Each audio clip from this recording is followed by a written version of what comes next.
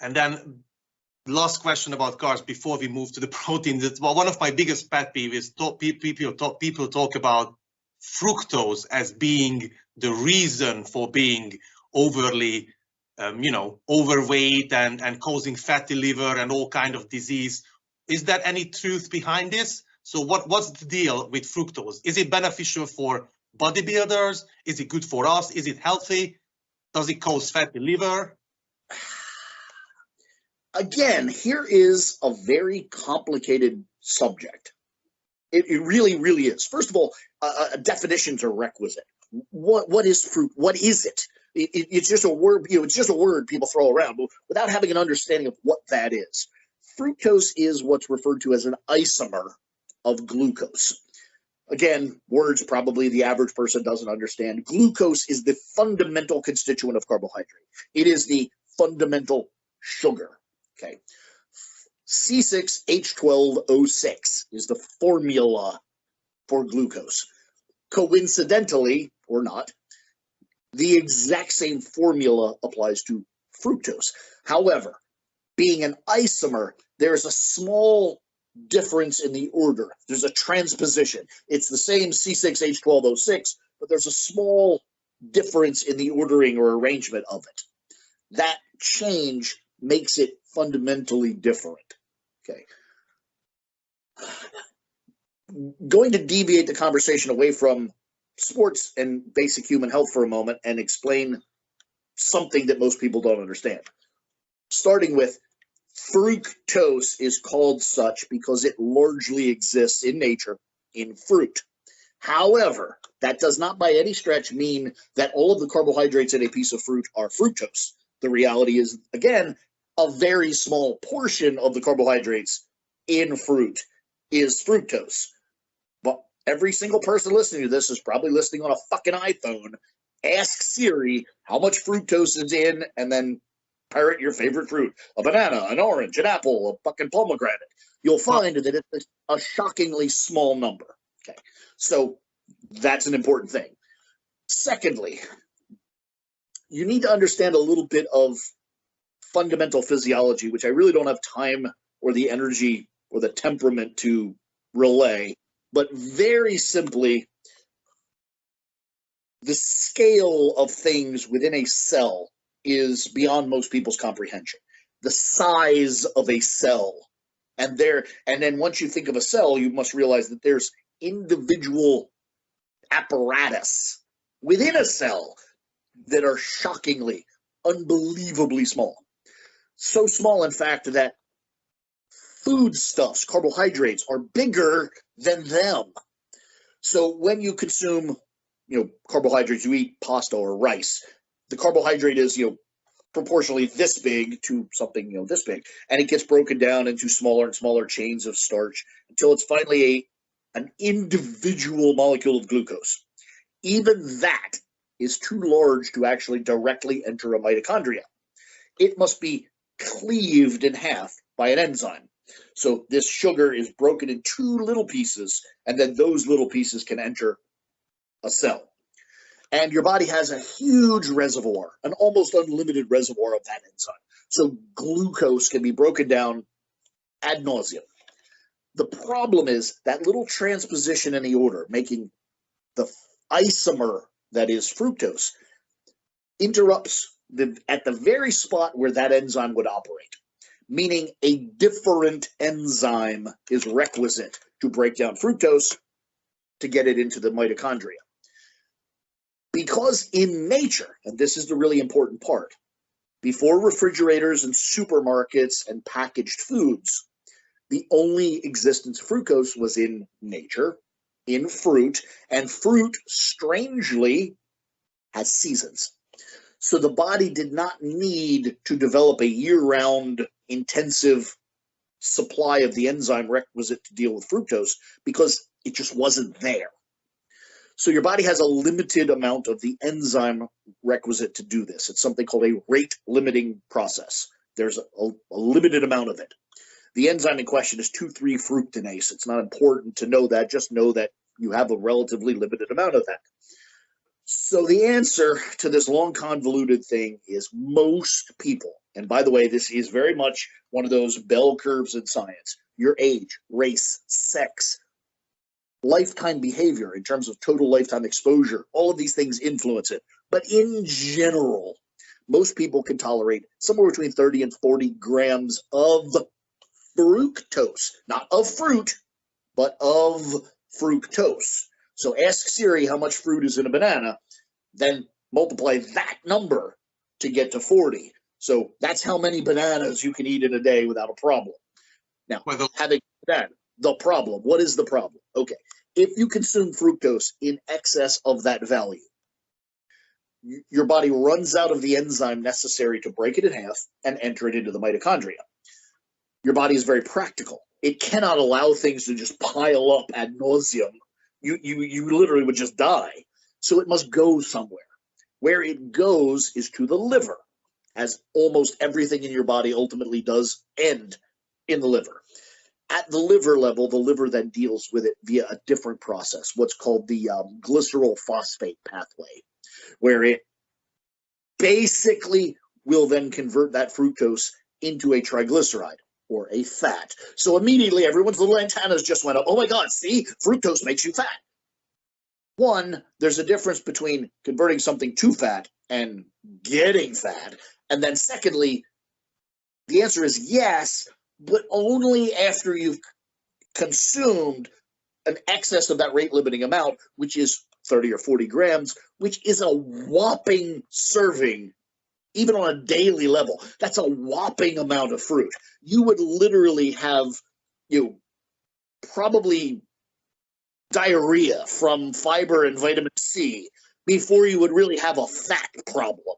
Now, if you're consuming it via, sugary, soft drinks and Pepsi Cola, and yeah, it's very easy to get that amount. So absolutely, I'm not going to argue that. But again, going back to, and I don't want to make this about me, but if you go back to the Post-it note nutrition and you look at the foods you're supposed to be eating, rices and pastas and green vegetables and tomatoes and those sorts of things, there's no amount of those foods you will ever eat that will cross you over that 30 to 40 gram threshold.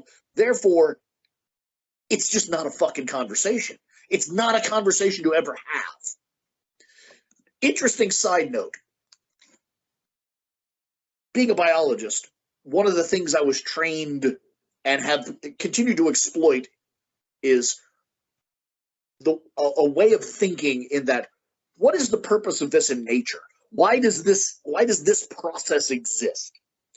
And interestingly, fructose is an excellent example of every single thing about life, not just humans, but life in general, is predicated on survival. Think about the time course.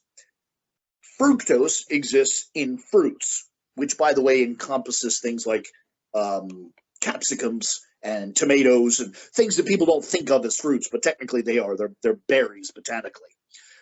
And then also things like tree fruits like apples and pomegranates and the things we pineapples. They operate on a seasonal time course in that the plants bud in the spring, they grow, they fruit in the late summer.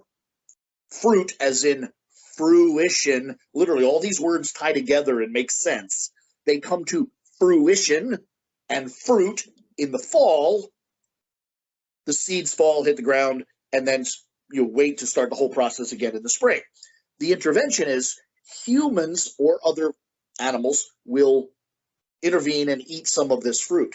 And because fruit all geographically in one area, all fruits at the same time, it is actually possible for animals to cross that threshold and get fat, which is exactly what nature wants, because having fat is exactly what allows you to survive the winter when there's no fucking fruit. Yeah. So again, nature operates, dare I say, in this very natural situation where the seasons guide the eating guides the body composition, and that allows for survival, whether it's hibernation or just famine, and then the process begins again. So just because it doesn't suit your personal contrivance of bodybuilding doesn't mean it isn't a very sensible, natural thing to happen. Makes sense. Right. Yeah. So let's move to the good stuff. Protein. What's the more important, protein quality or protein quantity? Again, I don't know if that's a question that's good to ask. I don't think that's a question to ask, is which is more important, because to a degree, either relying exclusively on either is wrong. You can eat all the protein in the world, but if it's of horrible quality, there will be deficits. And then the other side of the coin is if you eat the perfect protein, literally, if you eat fucking humans, it's the perfect protein. But if you undereat it, there's no real benefit. So it's not really a question that you can differentiate into an A, B, this one's more important than that one. I would say approximating an accurate answer in both regards is the better answer.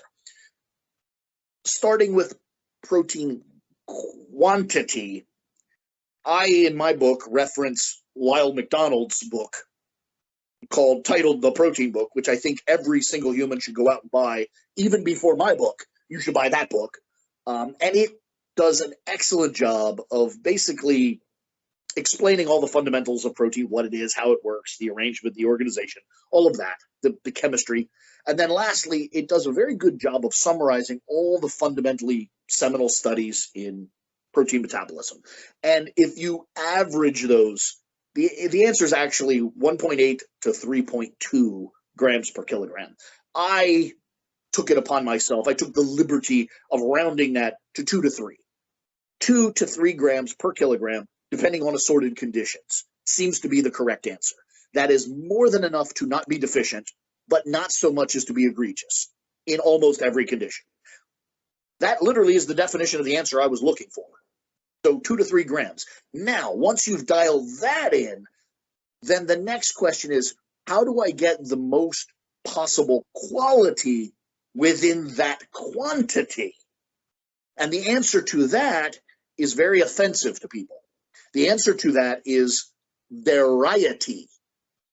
Not whey protein isolate, not fucking emu protein or any other dumb individual, expensive, pay me money because I have the secret answer. No, the answer is variety. I will very briefly try to explain why. If you've ever played the game Scrabble, and I'm assuming, I'm trying not to be hyper American centric, I'm assuming that's a game that exists the world around.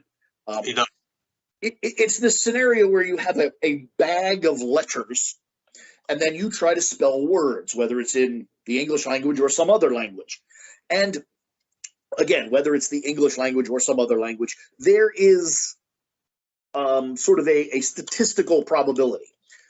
In English, R, S, T, and vowels are by far the most utilized letters. So it makes sense that when you reach in the bag, you want mostly those, because they're going to allow you the most arrangement of creating words. However, there are outlying words in the English language, xylophone and assorted other words that rely on very obtuse letters, X's, Y's, Q's, W's, letters that aren't prevalent. However, without them, you simply cannot spell those words. That is very analogous to how protein works, in that the letters are now amino acids, and you arrange the amino acids into words, which are now full proteins. And just like words in a language, there is a statistical probability that leucine, valine, glycine, etc. are going to be most relevant. But there's always going to be that random protein that you cannot create without an outlying amino acid. So no matter how high quality, and by the way, high quality simply means possessing those common letters, no matter how high quality, it will still be deficient in some of those outlying. So the reality is low quality proteins fill the gaps in high quality proteins, meaning that the low quality proteins could actually be the linchpin in getting true protein coverage. And again, not to make things about me, but I went to the trouble of explaining a protein distribution. X percentage of red meat fleshes, X amount of white fishes, X amount of protein from vegetable sources, X amount from dairy. And if you very roughly follow those guidelines, you cover all of the spectrum of amino acids, creating continuity. Anytime you rely overly on any one source, you are by definition creating a deficit somewhere. Even if your choice covers the predominance of other things, it still must leave a deficit somewhere. So variety is in fact the secret. And there's a question about protein, and I know you will like it because I know how much you like natural bodybuilding. So I have to, ask. There's a common misunderstanding about protein intake and being natural or being enhanced. People, especially in Hungary, I don't know what about the other part of the world, but people firmly believe that when you're natural, you need less protein, and when you're enhanced, you need more protein because you're using PEDs. So is there any truth to this? No, none whatsoever. It's utterly and completely upside down, backward, and wrong. There's zero logic to that. For every reason. One, if you're enhanced, you're by definition larger. You are bigger. Because you are bigger, you're eating more calories. Because you're eating more calories, you produce more insulin. We've already established that insulin is anti-catabolic. So beyond even the slightest argument of anabolic steroids or the chemistry thereof, just from a dietetics point of view, because you're bigger, you eat more. Because you eat more, you make more insulin. That insulin preserves protein sparing your protein. So just from the numbers, that's really stupid. Then you actually look at anabolic steroids, like, for instance, just Wikipedia that shit. You'll find that largely the description of how they work is improving protein efficiency. Say those words to yourself really slowly. Fuck that. Say them out loud even. Everyone together. Improving protein efficiency. If you are more efficient, by fuck definition, you do not need as much because you are more efficient. Works money. If you become more frugal, you don't need as much money. That's how it works. Cool.